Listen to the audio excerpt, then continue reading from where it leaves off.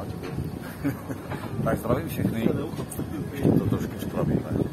Zdravím všechny, právě jsme se vylodili z trajektu z ostrova Hvar, sedíme ve Splitě v naší oblíbené kavárně a Ivka má hodně podnětů, lidi se ptají a chcou slyšet její příběh a je těch lidí čím dál víc, tak jsme se rozhodli, že něco o tom řekneme společně. Hlavně Iva, která je čerstvý absolvent několika týdení prvního kurzu zaměřeného na napojení se na zdroj, na pranický zdroj. A postupně odkryjeme ten její příběh, jak to všechno začalo před 2 měsíci a 15 km. Tak to je asi takový úvod. Tak no, tak veľmi skrátke som to uviedol a môj príbeh v podstate začal ešte skorej, čo sa týka mňa a prány. A to asi pred 10-15 rokmi, keď som začala čítať Jasmuhy, som sa dozvedela o práni. Dozvedela som sa o tom, že je možný život bez jedla a vtedy mi to dalo jasný zmysel, že áno, je to tak. Vtedy som pochopila, že tieto vlastne všetky veci, ktoré máme naučené, že musíme papať, aby sme boli zdraví, silní a tak ďalej, sú jednoducho klamstvo a táto informácia mi úplne stála za to, že vlastne mentálne ma tak nejak oslobodila. A začala som občas počas mojich obedových prestávok v práci realizovať pránický obed. A to vlastne tými technikami, ktoré mala Jasmuhy. Boli také veľmi jednoduché, také energetické. A namiesto toho, aby som išla na obed, tak som si vlastne hovorila v meditácii: ja som láska, milujem a nadýchovala som sa, vydychovala som sa a cítila som sa vyživená. Postupne som na to zabudla a vedela som, že nie je to teraz moja cesta. Vedela som, že prána existuje, ale nie, že ja teraz by som mala prestať jesť a prejsť na kompletný iný zdroj výživy. O pár rokov na to som sa zoznámila s Petrom Starcom a keď sme spolu zdieľali, tak som zistila, že je to možné. Strávili sme spolu niekoľko dní a mala som jasný dôkaz toho, že áno, vieme fungovať z iného zdroja ako z jedla. Vie nás vyživovať iný zdroj ako jedlo a sú už tu medzi nami ľudia, ktorí takto kompletne a zdravo fungujú, ešte zdravšie o mnoho ako my. Vtedy som sa pozrela na jeho pleť, na jeho kožu a bola som fascinovaná, že som videla dospelého človeka, ktorý má pleť ako bábatko, lebo to pránici jednoducho tak majú. Nestarnú, alebo ich pleť nestarne a orgány takisto fungujú úplne inak. ani Petr Starec nestarne. Ani Petr Starec nestarne a to bol taký môj vstup. To znamená, že pre mňa tá informácia, že prána je a funguje, bola už dávno, ale stále som si hovorila, že ja nechcem prestať jesť, ja milujem jedlo, ja sa nechcem zbaviť jedla. A opováži sa mi ho niekto zobrať. Ja som milovala grilovačky, klobásky, proste mňamky, milovala som variť a vymýšľať recepty. Takže nechcela som prejsť na pránu. Ale vedela som, že som vyživovaná aj iným zdrojom ako jedlo, lebo z toho jedla tých živín jednoducho bolo jasné, že som nemohla dostať. Ale kazila som si to jedlo a celkom tak akože vedomo, dokým vlastne moje telo posledné 3 roky nechytilo snáď všetky intolerancie a alergie na jedlo sveta. Takže keď som si naposledy robila test na intoleranciu potravín, tak zo 60 potravín mi vyšli 40, že mám na ňu intoleranciu. Takže ja som už iba puchla, mala som exémy, mala som kompletne ruky vyhádzané také, že som ich nevedela už ani pokrčiť. A už som mala alergiu aj na slnko, čo som sa v živote nenatierala. Celý rok som behala po slnku ako dieťa už. A teraz, tento rok bol pre mňa rok, kde som silne cítila potrebu slobody. Slobody na všetkých úrovniach. Cítila som sa zviazaná nielen tou koronou a dobou a systémom a prácou a tabulkami a ako to má vyzerať, ako má vyzerať ideálny život, ako má vyzerať ideálny vzťah. Ale sama sebou, tým, že som si nedovolila vlastne prejaviť svoj plný potenciál. Cítila som to v duši. Predtým som sa venovala asi 7 rokov terapiám, aj teda dlhšie, ale takže som pracovala s ľuďmi a pracovala som s ľuďmi energeticky, už vlastne keď som mala okolo 25 až 30 rokov. krásne mi to fungovalo. A potom ma to opäť hodilo do tej matérie, ktorá teraz vlastne som už bola trošku tak napadnutá tým, že som menej meditovala a tak ďalej a moje telo vlastne iba na mňa kričalo, že už urob zmenu. A tento rok bol pre mňa o zmene. A tým, že som dostala všetky tie tolerancie a zdravotné problémy, tak pre mňa to bol jasný signál, že niečo sa deje. Moja duša podvedomo žiadala o najvyšší možný zdroj liečivej energie, ktorá teraz je na planete Zem. Vedela som, že už tie systémy, s ktorými som robila, ako napríklad Reiki, Shambhala a tak ďalej, ďalšie techniky terapeutické, s ktorými som pracovala, mi nefungujú. A nevedela som sa do žiadneho z týchto systémov začleniť a robila som s ľuďmi, keď už tak veľmi intuitívne, ale vedela som, že je to takých 10% toho, čo mám žiť. A zrazu moja kamarátka, Katka Soleil, mi volala na Vianoce, že Ivi, už som mala Slovenska dosť, odsťahovala som sa na Hvar na Slnečný ostrov. Medzi tým sme spolu párkrát volali a povedala mi, prídi za mnou na dovolenku. Tak ja, že dobre, tak si ju teda naplánujem. A naplánovala som si ju presne na 2.7.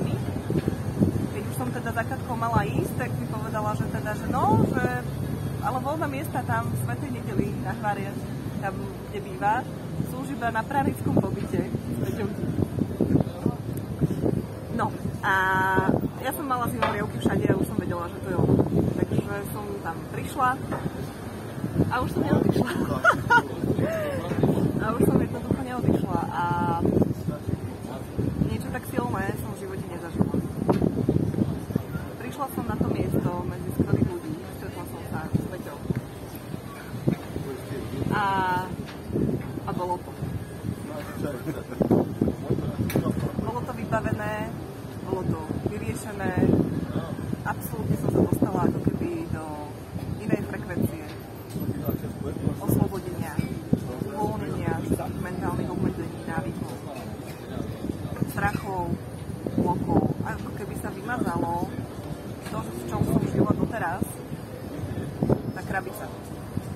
Proste sa rozpustila v tom mori a v tom vetre a v tej práni. No a tým to začalo vlastne už prvý deň, keď sme boli spolu ako skupinka na spoločnosti 12 plus tým, takže možno 13 ľudí, ktorí prišli na pobyt na pránu prvý raz do Chorvátska, tak už som cítila, že to sú úžasné bytosti. Jednoducho na pránické pobyty sa dostanú iba tí ľudia, ktorí sú na to pripravení. Keď cítiš, že tam máš ísť, tak si to ty. A tvoja duša je na to pripravená prejsť. A takíto ľudia sme sa tam stretli v tom krásnom prostredí. Sme splite, ale ten tvár je ešte 2 hodinky trajektom ďalej, kde sme tam natáčali. A svatá nedeľa pak ešte skoro hodinu cestu. Svatá nedeľa ešte vlastne zo Starého gradu ešte hodinu cesty. Je to magické miesto a neuveriteľne podporujúci ten proces. Svaté. No, je tam magická jaskyňa a vlastne hneď prvý deň na pranickom pobyte sme zložili, spoznali, pozdielali, kto je kto a išli sme spolu si zacvičiť Wim Hofa, dýchanie, Peťo nás previedol, akým spôsobom dýchať, ako sa rozenergetizovať, že vlastne táto technika veľmi napomáha rozprúdeniu energie, produkcii tých zdravých hormónov a tak ďalej, veľa vecí, ktoré sú podporné v procesoch prechode na pránu. A ďalej sme cvičili Qigong spolu, takisto úžasné energetické cvičenie, napojenie, prečistenie, uvoľnenie, takisto aj mysle, aj tela, ale aj emócií. A společně to tvoří celek. Vlastně jde o to, že v Himofo dýchání vyrábíme energii zevnitř, z těla v našem chrámu a Qigong přijímáme energii pránu přes dlaně přímo z prostoru, z éteru po éteru. Takže jsou to 2 energie, ani na nepochází z jídla, obě dvě nám velmi prospívají a střetnou se vlastně a zvenku a zevnitř přes střed. A to je velmi podporující pro další proces a pro další život. Tohle si uvědomit. Jsou energie nejenom jedna, ale že je víc možností, jak si nazbírat energii jinou, než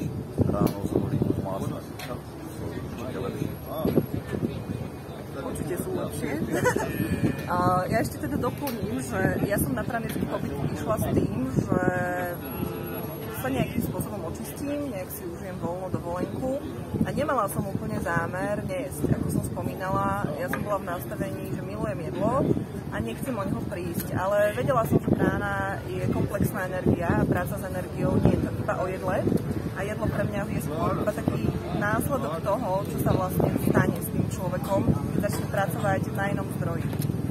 Takže ja som si prosím pekne doniesla kilo ríže a ešte niečo, proste nejaké sačkové polievky, lebo však akože snáď, keď tam nebude jedlo, tak akože ja snáď jesť budem, lebo ako nebol môj cieľ, aby mi niekto zabral jedlo na tom pobyte. Od prvého dňa som si uvedomila, že to tam celé nechám, lebo mi prišlo normálne, moje telo sa očistilo takým intenzívnym spôsobom, očisťovalo, že mi jednoducho prišlo zlé z jedla, ako keby to bol nejaký odpad, kebyže mám.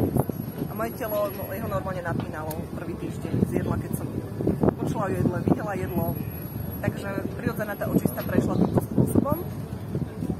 A ako som spomínala, hneď večer po môjom príchode sme teda cvičili Wim Hofa Qigong, ale ten hlavný proces je to, čo má Peťo dar, a to je to naše kolečko, kde sa vlastne všetci prepojíme rukami energeticky, celá skupina ľudí, ktorí sú pripravení a naladení prijať a naladiť sa na pránu, to znamená trošku presmerovať ten zdroj životnej energie a všetky tie procesy s tým spojené a prestať mať jedlo za hlavnú živinu a uvedomiť si, že sme božské bytosti, že sme tvory, ktoré si tvoríme svoju realitu a tým, že sme božské bytosti vtelené do ľudských tiel, tak máme božskú výživu k dispozícii.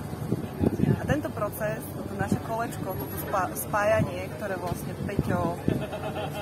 Peťa preteká, tá energia, on to iniciuje, spúšťa, akokoľvek to nazvať, nie je to opísateľné slovami, je to v tichosti, hlboký stav iniciácie alebo meditácie, kde nami preteká energia prány a ladíme sa spoločne na nový zdroj, nový život, nový svet, bez obmedzení, slobodný, bez závislosti, bez chorôb, bez ťažoby, bez jedla.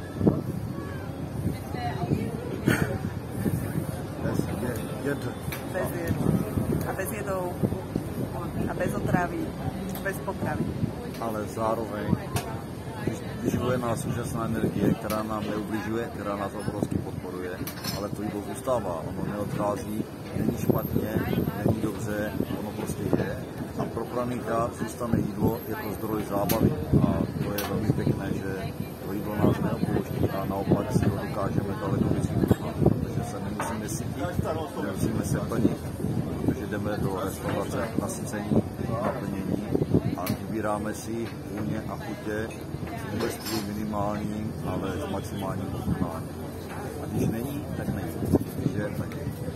Ptali se mě lidi, co děláš, když dozrává na podzim ovoce, jak to děláš, to si jako nedáš, ale ptali se mě na jaře, a já říkám, jak to nevím.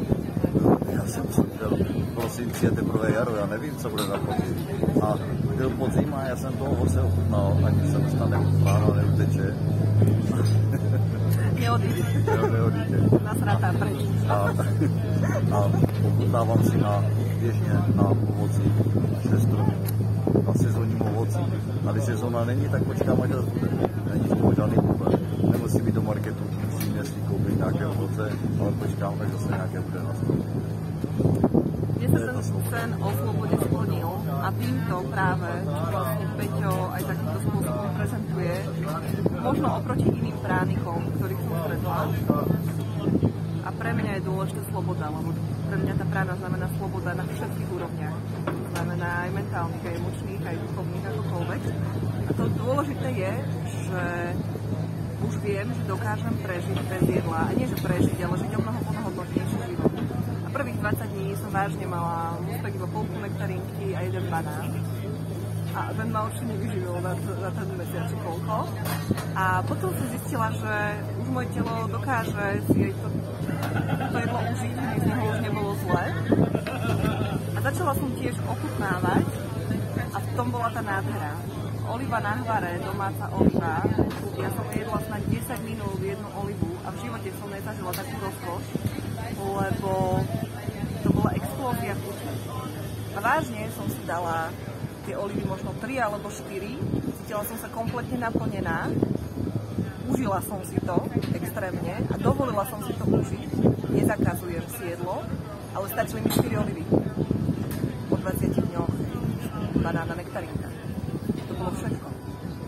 A viem, že keď nejem týždeň, je to super, mám kopec energie, dávame 20-25 km každý deň, proste s Peťou športujeme. A naše telo funguje o mnoho lepšie, ako keď som jedla a športovala. A keď chceme a dostaneme chuť, alebo nás niekto ponúkne niečím, tak to ochutnáme, vycúcáme do štipky chuti. A stačí nám to šťastie. A potom zasa 3 dní človek. A potom si kľudne dá na hocičo, na čo má chuť. A väčšinou to je to, čo má najviac chutí. Taký ten olivový olej s bylinkovou solou, proste pecka. Pretože jíme chute. Lebo jeme chute a nie jeme na zaplnenie brucha, takže stačí nám 1 lyžička, 2 pre tú rozkoš a pre tú slobodu, že môžeme, ale nezjeme 300 gramov jedla, to sa nedá, 300 gramov jedla na práne. Nedá. Takže v tom je tá krása sloboda tej brány pre tento čas, pre túto dobu. Už to není dogma, není to askéza, nie sme mnísi, ktorí chodia niekde do kláštorov v oranžových hábitoch. A nesmí si dať nič. Nesmú si dať nič. Môžeš, keď chceš, ale nepotrebuješ to. To je iba jeden zdroj šťastia, nejaký externý, ktorý si môžeš užiť a nemusíš. A je krásny pocit, keď sme týždeň spolu a nejeme nič a sme s ľuďmi na prechodoch, aj sme naplnení, šťastní, vyživení, stávame skoro, športujeme, nakáme, tešíme sa, robíme s ľuďmi, je to pecka. A je super ísť na tú kávu a kľudne si dať do nej aj zmrzlinu. Aj cukr? Ja ne, ale občas si Peťu dáme. Ja som skôr na slané, on je na sladké. A tak. To nejste žádní pranici asi. Ale vieš čo, mne to je jedno, čo som. Mne je fakt jedno, čo som. Ja som šťastná. Ja som konečne v živote šťastná a naplnená a vyživená tak, ako som nikdy nebola. A to mám o 15 kg menej ako pred 2 mesiacmi. A nejde teraz o kilá, ide o to, že moje telo sa v živote necítilo tak dobre a moja myseľ nikdy nebola tak slobodná. K tomu poviem, že prirodzene s týmto procesom sa čistia programy v mysle, čistia emočné bloky. Proste veci, ktoré ja som robila s ľuďmi na terapiách pomocou 1-2 techník, že išla som buď cez emócie, vyčistiť cez traumy, cez minulosť, cez mentálne programy, toto je kompletka. Či chceš, či nechceš, tvoja myseľ začne fungovať na iných frekvenciách, na práne. To znamená, menej mentálnych programov ti zasahuje do rozhodovania, si napojený na vyšší zdroj energie, máš krásne vedenie, čistí sa ti intuícia, my presne vieme, kde čo na to máme a vždy je to super. Vždy sa tam stretneme s tým človekom, čo povieme, že wow, to by sme nevymysleli. A přestanou tě ovládat emoce, přestanou tě ovládat věci, které nejsou tvoje. Pomocí myšlenek, které nejsou tvoje, hrajou na emoce, které už tvoje jsou a ty tě ovládají. A člověk je otrok a je ovladatelný. A pokud už ho emoce neovládají, tak si vládne sám. A to je nejvíc. To je až to druhé. Zaceluje sa emočné telo. Emočné telo má veľa čiernych dier, ktoré keď sú nevyživené, bolavé, tak ich človek žije opakovane a stačí takto pichnúť do emočnej diery a človek sa celý rozsype, reaguje, je nahnevaný, je v depresii, je vyšťavený, je unavený. Rána zaceluje emočné diery, nielen emočné, ale komplet celé energetické telo. Zvyšuje svetelnú frekvenciu. Stávame sa z hmotných bytostí viac jemnohmotnejšie. Je to prirodzené, lebo jednoducho už sa neživíme hmotnou stravou. A ten proces, aby som sa vrátila napríklad k tomu môjmu prežívaniu a zároveň to vidím na ľuďoch, ktorí prechádzajú prechodmi, je krásny, silný a rýchly a efektívny. Tak efektívny, že vážne stačí, ľudia sa pýtajú, stačí týždeň na prechod na pránu. Máme ľudí, ktorým stačí deň, 2 dní, 3 dní. A potom máme ľudí, ktorým nestačí ani rok. A vrátim k tomu, že sa najprv čistia tie najhrubšie bloky, ktoré bránia človeku sa uvoľniť, prijať pránu, alebo tie najsilnejšie bolačky, ktoré v sebe má. Mne to išlo krásne, ten proces 7-dňový, že prvý deň sa mi čistili témy prvej čakry a ja som ju cítila pri procesoch. Druhý deň, druhá čakra, vzťahy, tam sa to celé pouvoľňovalo, všetko, čo nefungovalo, čo bolo v neslobode, čo bolo v nejakých programoch, v nejakých schémach, či rodinných, či akokoľvek. Muselo sa to pustiť celé do slobody, to by sa inak nedalo. Do slobody bytosti, ako mojej bytosti. Tretí deň, tretia čakra a tak ďalej. Štvrtý deň mi prišlo už láska a nirvána. Odtedy som iba vypla sa mi mysel tá racionálna, také tie programy, čo keby ako. A už sme iba vlastne chodili po Váre a už mi chodilo iba ďakujem a milujem. To bolo všetko, čo som mala v hlave. A bol to najkrajší stav a je stále, vlastne, lebo to už iba sa navyšuje, ktorý sa tam udial. A spomeniem ešte tie veci, prečo a ako to komu ide rýchlo, možno, čo sme tak ako odsledovali, čo sa týka pripravenosti prechodu na právo. Ja mám niečo. Jak to máš ty, jak to vnímáš? Vnímám to tak, že... Kto je pripravený a komu to ide rýchlejšie? Rýchlejšie, ako myslíš v rámci... Prečo niekto prejde hneď za deň, už to vidíš na tých očiach, že sa ho rozžiaria, že to jedlo nechutí, že už nemá problém, že už fičí. Je připravený ten člověk, ta duše je připravená a to není přípravou té či toho člověka doma, není to o vůli toho člověka, není to o nějakém cvičení, ale je to o tom, že ten člověk už má odžito a že je uvědoměný. Je to o tom uvědomění, že je potřeba se posunout a musí tam být ta vůle a rozhodnutí. A musí se pustit všechny strachy. A potom, když člověk vidí ty lidi, co přijedou, tak opravdu si načte, kdo už připravený je a kdo už vlastně je tam, protože ten člověk nezačíná přecházet v době, kdy přijede za náma, ale v době, kdy se rozhodl, že přijede za náma. Takže on už je v procesu, on nepřijede k nám a nezačíná první den tím, že složí tašku a rozhodne si, ale to už opravdu je pokračování. Že úplně jde na těch lidech vidět, kdo si přijel proto ani ne převedení, ale jenom proto uvědomění si a nějaké rituální zacyklení a prostě zažen, každý už jede sám, takže je to jenom o tom. Každý má tu cestu jinak dlouhou a někomu je opravdu určené, že přejde okamžitě a někdo opravdu tu cestu má delší a může to trvat 3 měsíce. A stejně, když člověk jako přejde, uvědomí si, žije uvědoměle, tak stejně je to další a další vývoj. To právě není žádný vrchol, ale je to jenom další stanový výškový tábor a jde se dál. Je to celoživotní proces, takže to, že za týden se někomu povede, někomu nepovede, to vůbec není stěžejný.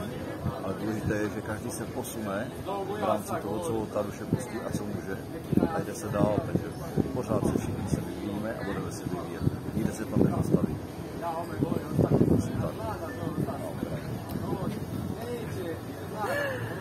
No, ešte my sme sa s Peťom aj rozprávali, keď sme tak navnímavali pár skupiniek, s ktorými sme teraz boli ľudí.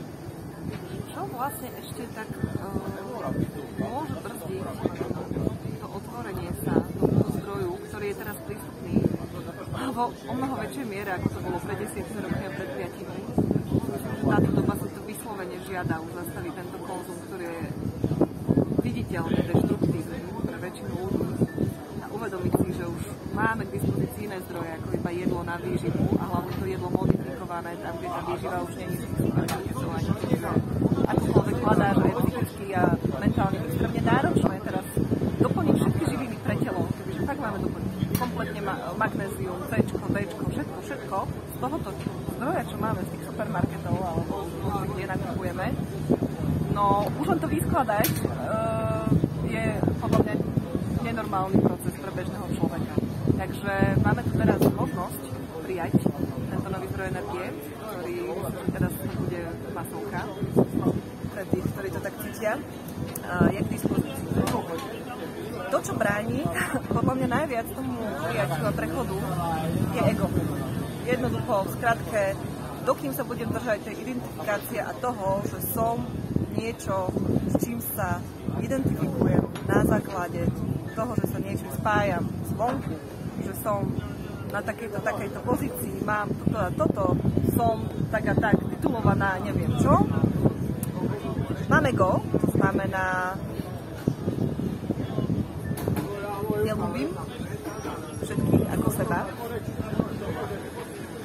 Porušujem 10 základných Božích prikázaní. Som chamtivá napríklad, alebo prajem druhému niečo zlé. To je ego, to sú veci, ktoré sú veľmi obmedzujúce pri prechode, pri vývoji. Akokoľvek to nazveme, v podstate ide o úroveň vedomia a ako si na to pripravený. Nehovorím, že je to prečo. Nie je to v tomto momente úplne prečo. Záleží to na konkrétní věci. V člověku jsou dvě podstaty, materiální a duchovní. Pokud převládá ta materiální podstata v člověku, tak to nepustí. Převládá duchovní, ano, může ho to pustit. A duchovní neznamená, nebo materiální neznamená to, že vydělávám peníze, investuju je a platím daně a hypotéky.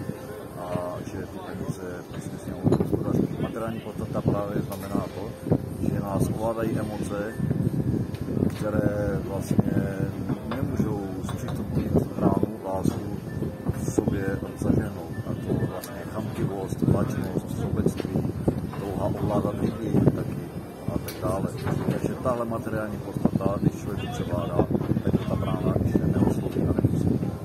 A ta duchovní, to si každý může říct, to je to ostatní. Vyhrát sebe, vyhrát lidi, vyhrát přírodu, vesmír, všechno kolem. Takže nemusí se ten člověk vůbec modlit, aby převládá duchovní podstata, ale musí být v lásce. A musí mať rád sám seba, aby si to dovolil. Aby si dovolil byť konečne slobodný a šťastný. Prechodom na pránu ja som v živote teraz získala, ešte získavam, ešte som v procese, ja stále hovorím, že ja som ešte vo vývoji, ja som ešte také babetko pranické oproti Peťovi, ale už po tých 2 mesiacoch som v živote zažila také benefity, ktoré nemajú obdobu. Zvykla som si na zázrak. Áno, zvykla som si na to, že to je od prvého dňa toto vlastne s Peťovi opakujem, že mi chodí, že toto celé je väčšie ako my. To je tak dobré, to je taká krása. Sa nemusíš o nič snažiť, nemusíš nič riešiť, nemusíš nič vybavovať, nemusíš nič plánovať. Samozrejme používaš tú myseľ, ale vieš, že toto je vedený proces, v ktorom ty si súčasťou. Takže je to väčšie ako my. A to je dobré, chvála Bohu. Budeme asi muset končit, aby nám neodjel vlak. Tak na závěr, to je vlastně všechno, co jsem mal chtěl říct. Asi aj ja. Takže uvidíme se určitě příště, určitě bude o čem ještě povídat. Když vás to bude zajímat, pište, volejte.